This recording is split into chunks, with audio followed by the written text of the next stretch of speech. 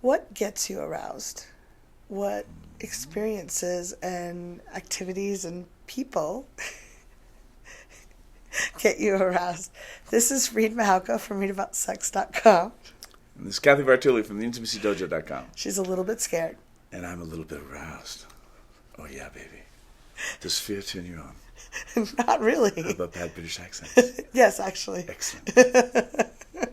So what does, arousal, getting turned on, being horny, this is a rat's nest of all kinds of cultural things, all crammed into one thing, and no one really talks about it. Your mom and dad probably didn't sit you down and be like, honey, this is how your father and I, or your mother and I, or whomever and I navigate, the difference between being horny and being aroused, and this is what we do when we're not feeling aroused, but we want to be aroused.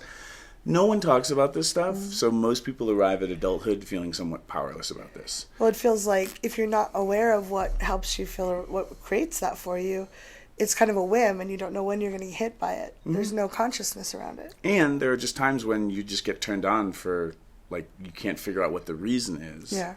And then that can be confusing, and then that can be super confusing when we're younger, because we don't know what our bodies are doing, or we just get aroused because we're around a bunch of people who, and we're all little horny, monkeys with shoes on. We don't empower people on how to navigate this. Yes. So it can seem very, overwhelming and confusing all at the same time. Yeah.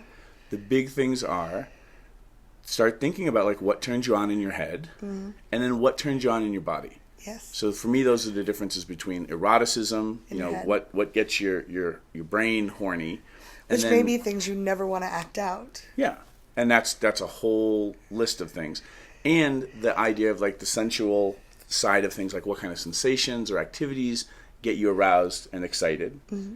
And then the other thing that you can also you could consider is there are just, the hormones and the biology and the chemistry of arousal. And for some people, certain times of the month, they're way more horny than not.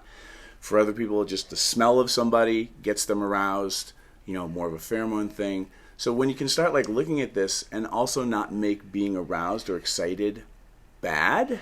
Yes, but it also doesn't, we also tend to take it in our society as a sign that we're in love with a person.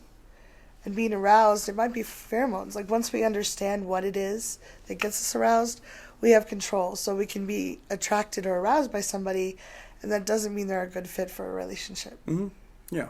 So the people that get you super horny, whether it's in your brain or in your body, that doesn't mean that you should be dating them.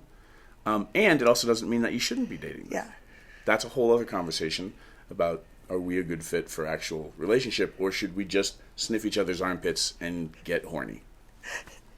There you have it. What do you think about that? Please let us know. And if you like our videos, please subscribe. Yes. Bye. Bye.